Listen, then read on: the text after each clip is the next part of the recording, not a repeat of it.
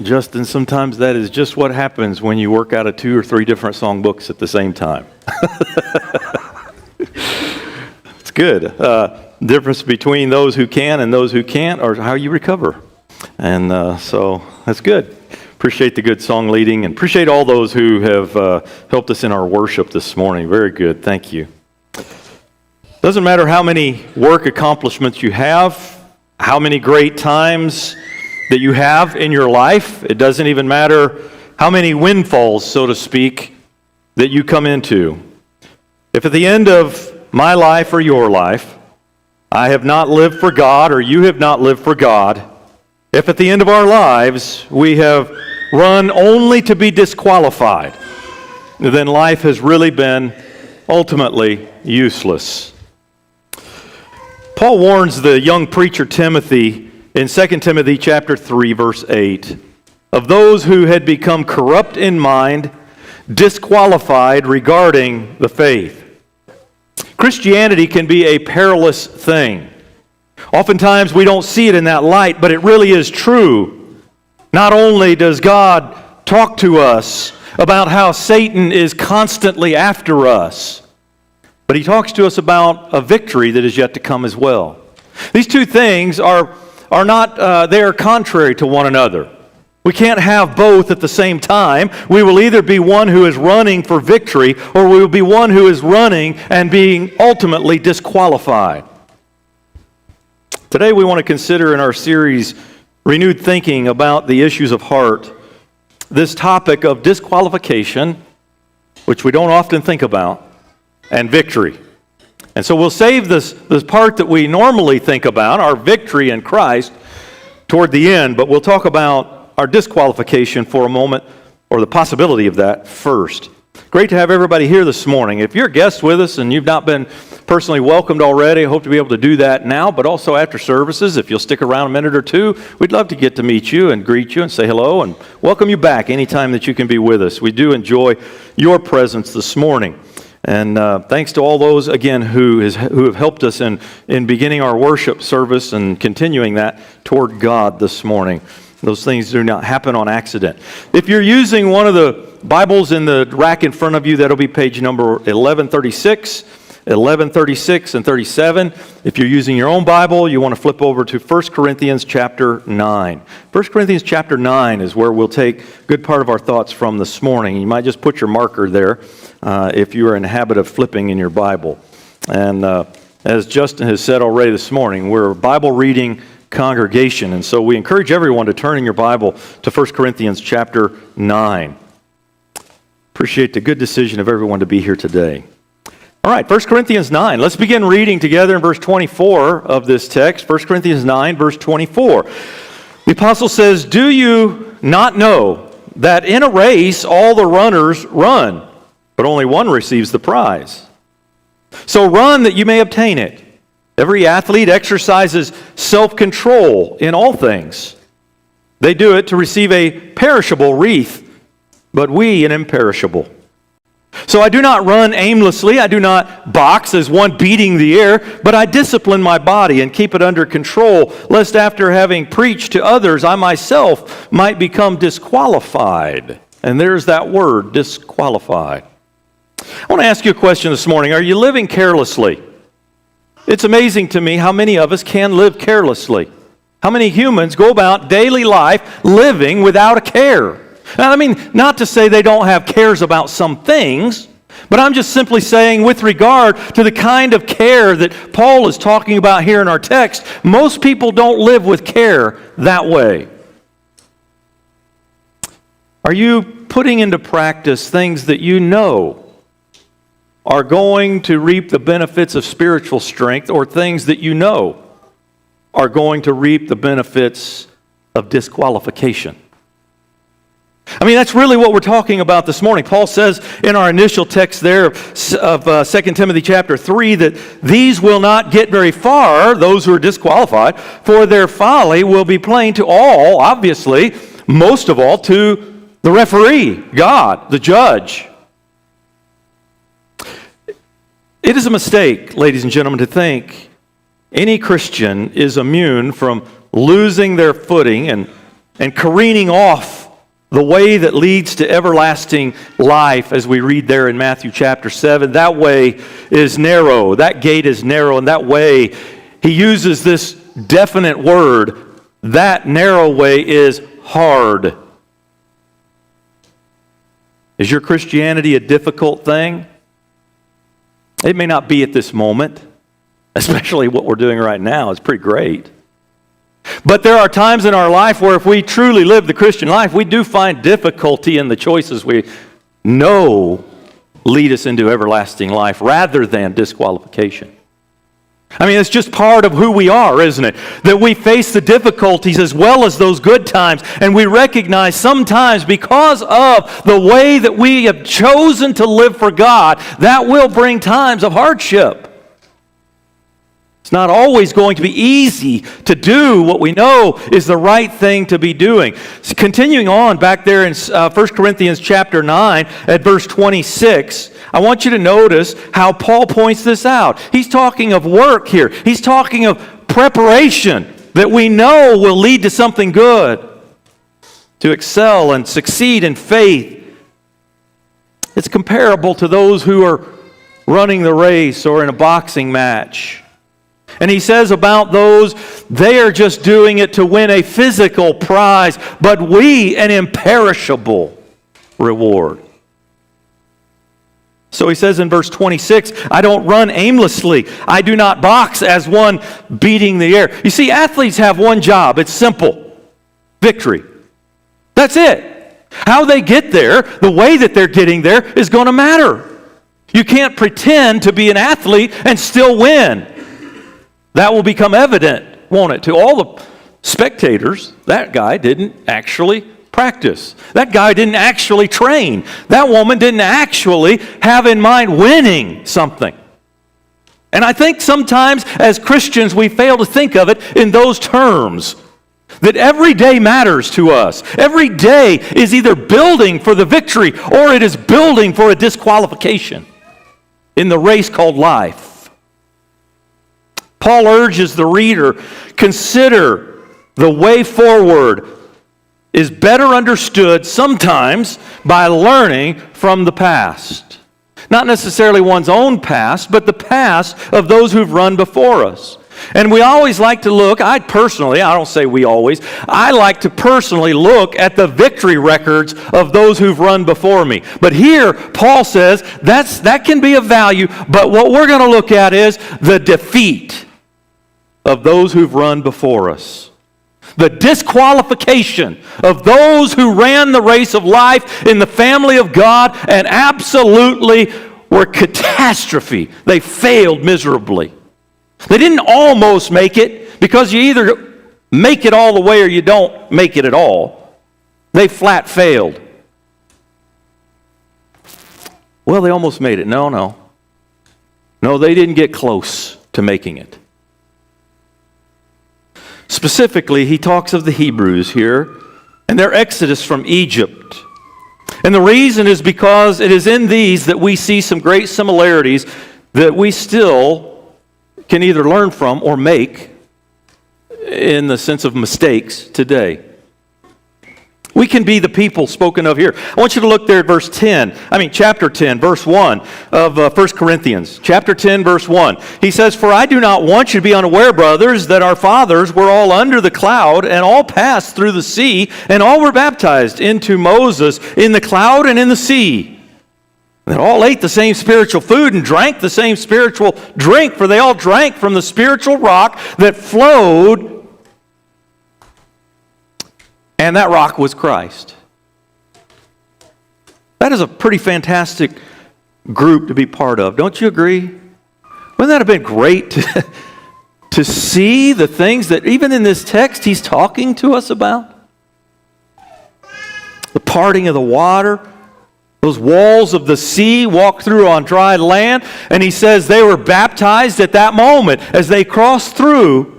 They were baptized in Moses' baptism. That is the old covenant way, which to them at that time was actually a new covenant way. The water, the earth, the water in the clouds above, they all drank the same spiritual food. They all drank the same spiritual drink. They all ate the same spiritual food. That would have been a great place to be, wouldn't it? These were people who witnessed the miracles of God, the power of God firsthand at work in their lives. God frees them from Egyptian slavery. Maybe that's something we can relate to. Probably it isn't in the physical sense. It certainly isn't. From the physical perspective, not any of us sitting here today, unless you're from another country, knows what slavery is all about. Been a victim of slavery. These people were physical slaves. But Paul is making the comparison in our text, and we can't miss it. I'm not speaking to you about physical slavery. I'm speaking to you about spiritual slavery, and our condition corresponds to theirs. In that sense, we all can relate to that. We have gone from slavery to freedom in Christ. Not by the baptism of the name of Moses, but by the baptism in the name of Jesus we have. We can relate to that. From the captivity of sin to freedom in Him. We also eat the same spiritual food. We drink the same spiritual drink as listed there in verse 4 of our text. And we have the same spiritual rock, who is Christ, which is actually the same one they had. So many of the things that we see here parallel with you and me still today. It paralleled with those that he was writing to in Corinth, who were Christians. And yet in verse 5, with most of them we read, God was not pleased. Highly privileged people became disqualified people. They were overthrown in the wilderness. Oh, wait a minute. Wasn't this the family of God? Wasn't this the people that were brought out of Egypt? Wasn't this the people who crossed through, as he talks about, the body of water that gave them freedom and killed the Egyptians all in one fell swoop? How is it that they are disqualified? Well, that's a great question. One that concerns me greatly, because he's making the comparison that we are similar to them. That should cause us to stop, alarms to go off and go, okay, how is it that we're comparable to them? And where do I stand in regard to my God opposite to where they were standing, since they were in such similar situation as you and me? Some of our spiritual forefathers only wished that they could study the kind of things that you and I are able to study even right here this morning together. They only wish that they had insight into the kind of things that we have insight into. Jesus talked about that. To live in days after the Messiah has come. Full knowledge from God made available to us as a roadmap, so to speak, so that we can do the very thing that we're doing now and compare ourselves with those who failed to those who were victorious and where we fall in that equation. What kind of life we are destined for. The days when the sacrifice for the forgiveness of sin has been given once for all, we get to have the greatest benefits of mankind ever in history. The fulfillment of the promises that are given to Abraham all the way back there near the creation. Paul says, now these things took place as examples for us. They just didn't happen to happen. They are recorded for the purpose of us being able to look at that and make a comparison. That we might not desire, or maybe your version says crave, evil as they did. The people failed to place a priority on what was truly important in life, to appreciate the advantages that God had given them. Paul says, see their example, because we are called to live higher than they lived. We are called to have hearts that are stronger than their hearts. We are called to have perseverance that is greater than their perseverance. Examining what we know about them, will make clear if God's desire is actually being realized in our life, or if we're just people who ran like they ran, who thought like they thought, who reacted like they reacted to difficulties and problems and disappointments in life. If we're actually running differently than they ran, is Paul's point. How did their desire for evil manifest itself? That's a good question as well. I want you to notice the first thing he lists there, seen in verse 7 of our text. Paul points out they put the other things, other events, ahead of godly things in their life. They did not thirst for what came from God. They thirsted for whatever satisfied them in the place they found themselves at the moment. You know, that makes an awfully unstable life. That's totally unstable. Idolatry, basically, if we're to kind of compress it and push it down into this small little thing here, idolatry is basically to put something or someone ahead of God in our choices, in our lifestyle, in the way that we think, in our heart. You want to find out what is a person's God? Just think about what they talk about the most. If it's your job, you'll talk about your job the most. That'll always come up in conversation if that's your God. Can't keep from thinking about it. If it's your family, it'll be that. If it's accolades that you've acquired, it'll be that. If it's education, it'll be that. If it's God, it'll be God. What we think on the most is what we talk about and have stored up within ourselves the most. These people in God's family did not stop to recognize, admit, or put a stop to what they were holding up as their God. And what it says in this text is impurity. They loved impure cravings. They had cravings for that which was impure. Look at verse 7. The people sat down to eat and drink and rose to play. That's all some people want to live for. Not only that, they indulged in sexual immorality, the text says. And that's recorded extensively in Exodus 32. God says here, Paul says, we must not do as some of them did. We want to be opposite to that. We don't want to be the kind of person who patterns their life the way these people were choosing to do. Disqualification is certain unless we faithfully have loyalty to God over self and others. Look at that. 23,000 fell in a single day, the text says. That was an immediate repercussion to their sin, wasn't it? Their lack of control, their craving of that which would lead them to defeat. Instantly, it defeated the immorality that was among them, the impure cravings that they were striving for. And I would say to you, ladies and gentlemen, God is capable of doing that still today.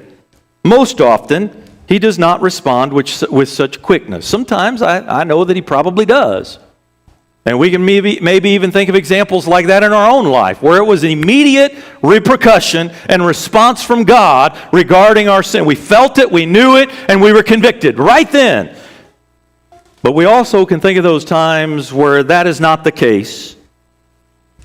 And there is time for repentance that is given to us. Are you not thankful and grateful to the grace of God and how He is patient toward us, not willing that any of us perish? We do live in a better time.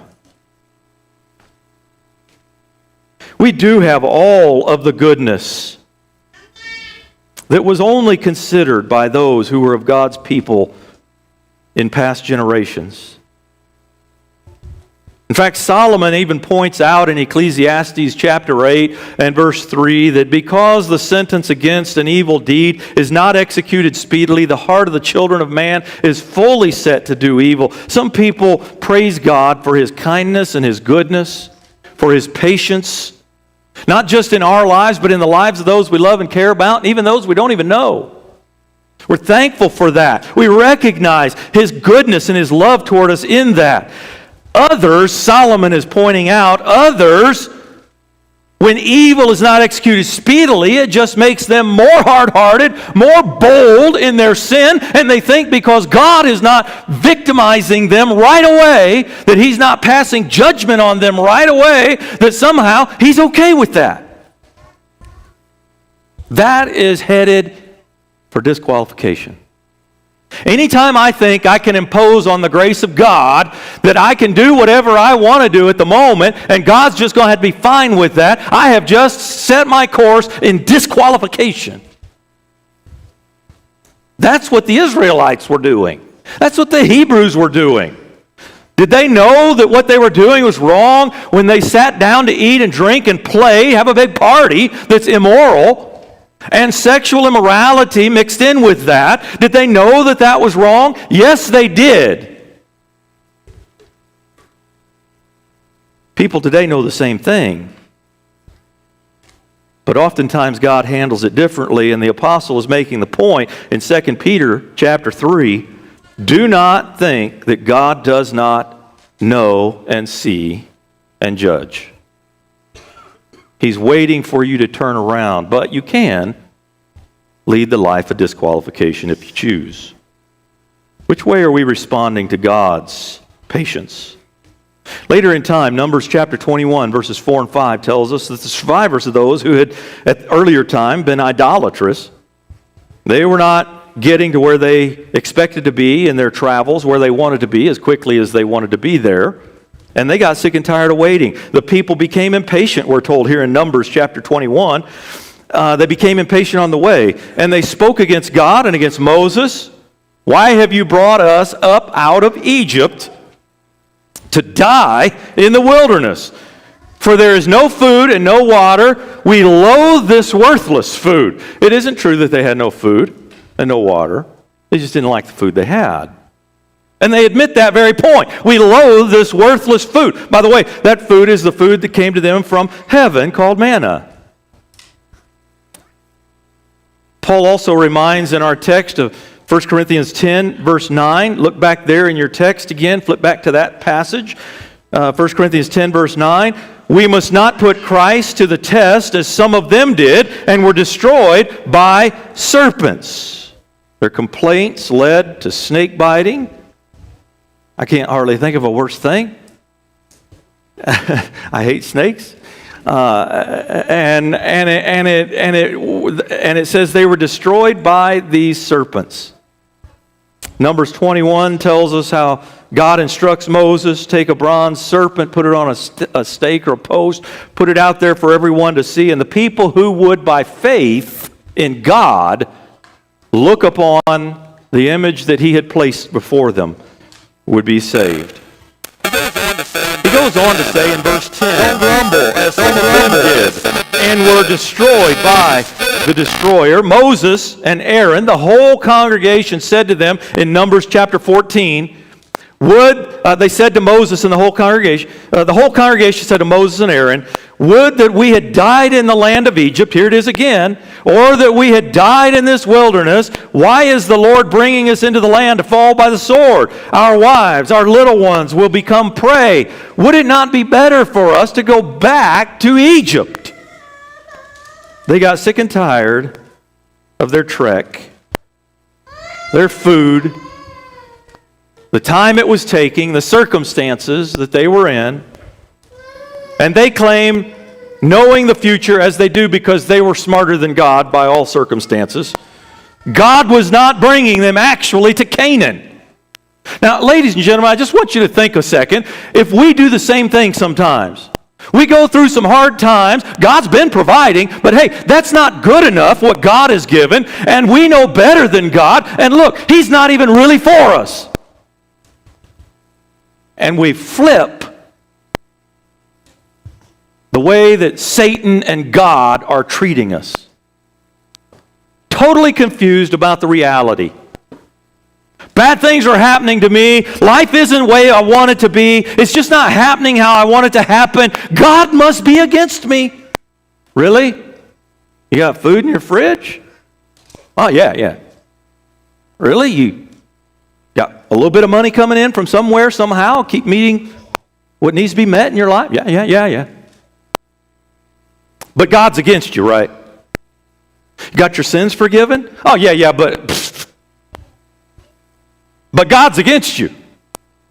You see how we can take what Satan does and pretend like God's the one doing it? And that's exactly here what these people had done. God's not really in control. Moses isn't really for us, God's spokesperson and leader. I mean, God doesn't even have our best interest in mind. Look at this. We're just going to fall by the sword out here. All these giants trying to enter into the land. How are we supposed to defeat those people? One thing after the other. We don't have good food. We don't have good water. It's taking us longer to get to where we want to go. One thing after the other. Just discontent. If you feel far from God, brother or sister, guess who has moved in that relationship?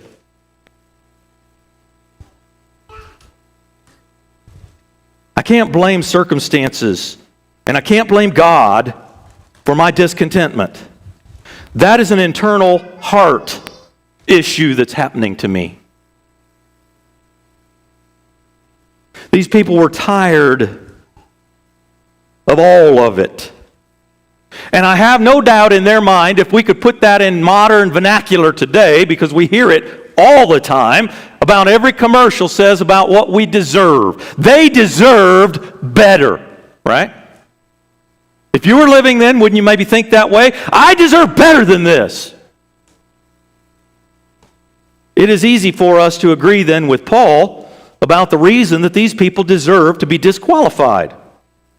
What is Paul's point? That we consider our own reactions to life, which they did not do. What are our responses to God's provisions at times? I would guess none of us are all that unfamiliar with complaint. Probably, being we live in the day and time we do, probably most of us, if not all of us, are not all that unfamiliar with the egotistical belief that we deserve better from our God when things aren't going the way we want. I would just ask the question, upon what basis do we deserve better? I mean, He's already given His own life for us. He's already shown Himself to be the power of salvation through the resurrection. And that doesn't even factor in all of the other things that we receive on a moment-to-moment basis from a loving and caring God who watches over us as His family. Given the right circumstances, though, we all have the propensity, which is Paul's point, to respond to God in His plans for our life the way that they did. I don't want what you want because I don't know what you want. But I'm unwilling by faith to place my life in your hands. We have that propensity, even as children of His.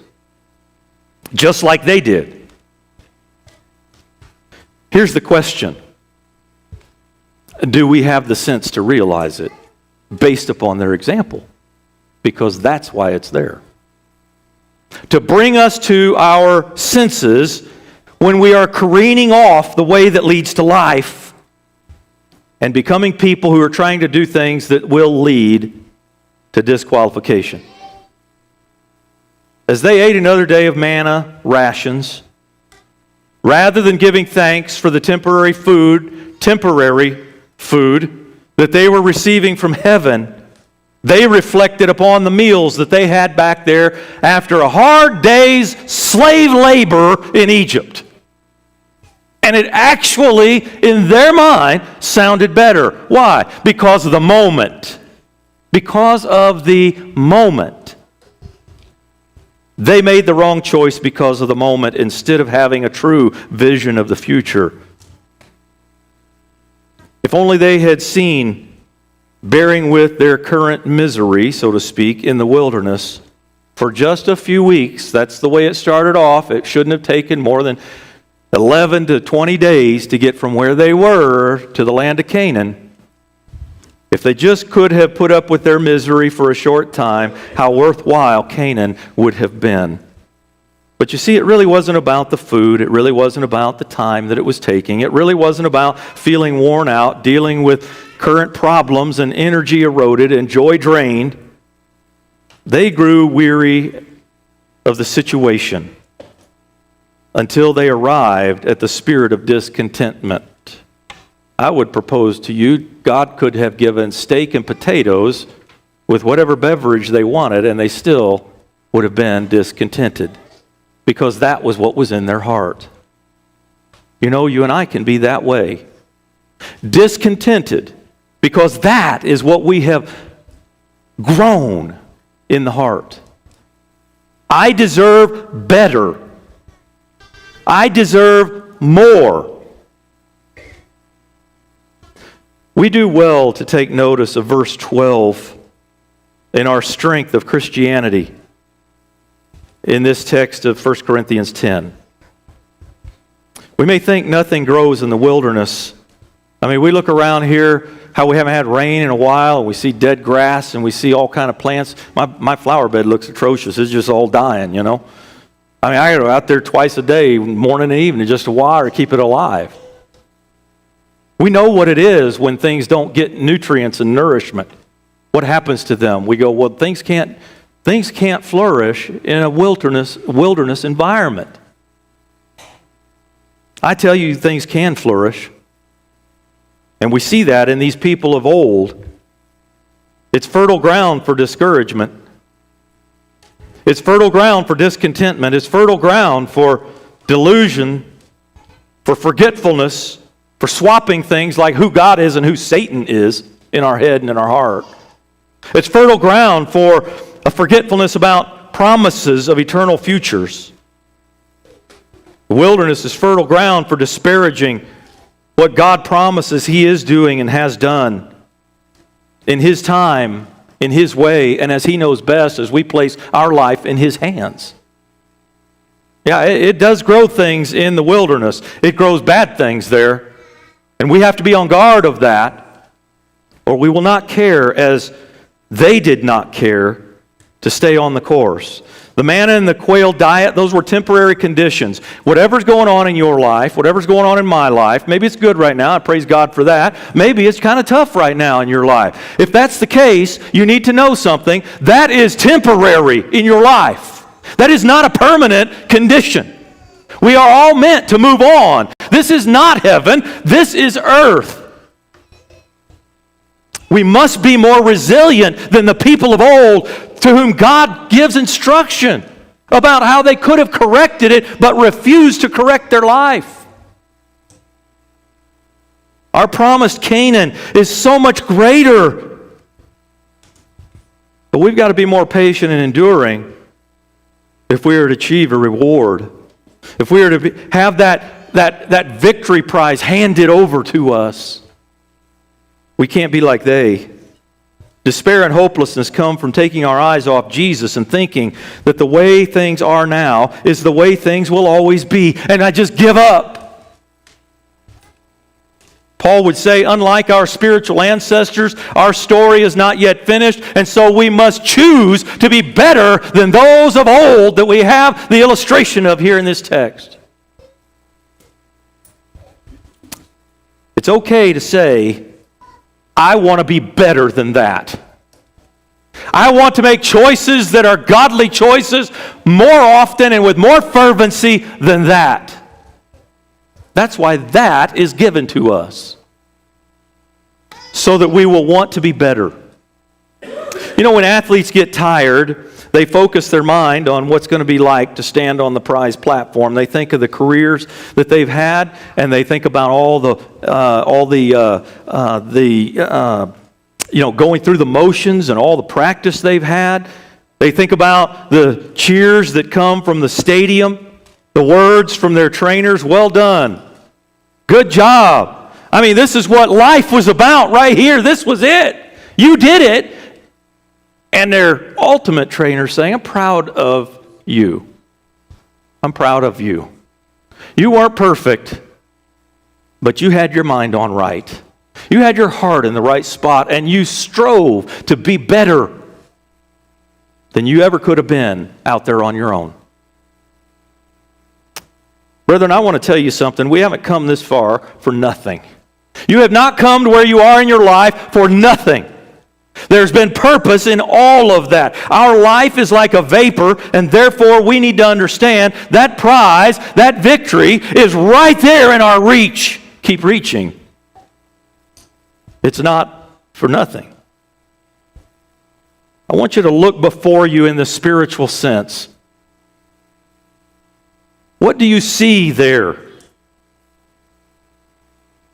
Do you hear the saved? Do you see their examples? Do you see the examples of those we've looked at today? Could have had a different story. Are you striving for the imperishable? In the place where faith no longer is needed, like what we have to use now, that won't exist. Where physical heartache or hardship in life no longer exists. One of the things I like to talk about is how this place is a place where there is no temptation. You know, every day we live with that thing called temptation. What would it be like not to have that again? How God desperately wants to see us endure, overcome. His hope is for our victory, achieve the final destination. And I pray that the word disqualified and the word victory ring in our ears, prompting us to an upswelling of spiritual thirst for that which is better in our lives. Are you living with the kind of care you should? Or are you just living life because it's there?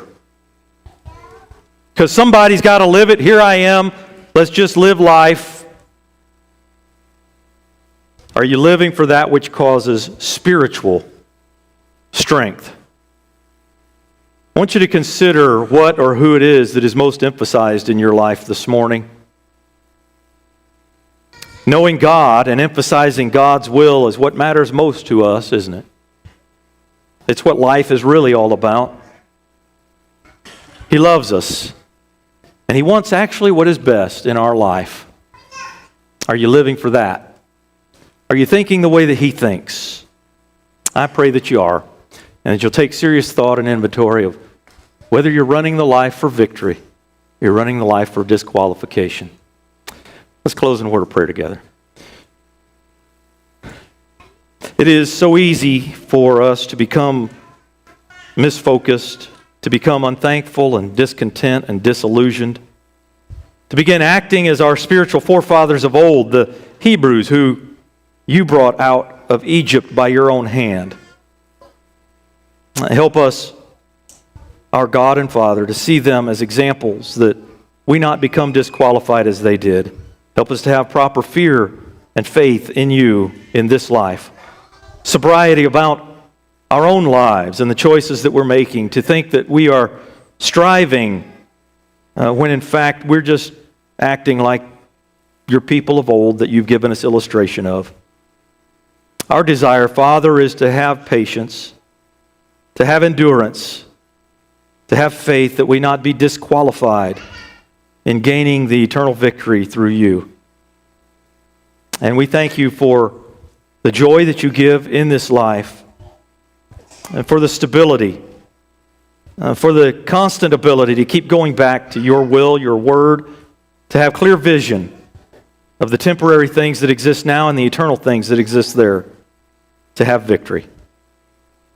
These things we pray in the name of Jesus, our Savior. Amen. I say to you that if you have been one who's been letting life just pass you by, so to speak, just living one day after another, letting the years slip away from you, that you stop doing it. That's a choice. Nobody can do that for you. That has to be something you and I choose. And in that choice, we are telling God, we put you back in charge. We recognize you as the leader of our life, and we, by faith, place our fate in your hands. We live for you. If you want to live for God starting today, now you can make that change. Why don't you do that by responding to His call while together we stand and as we sing.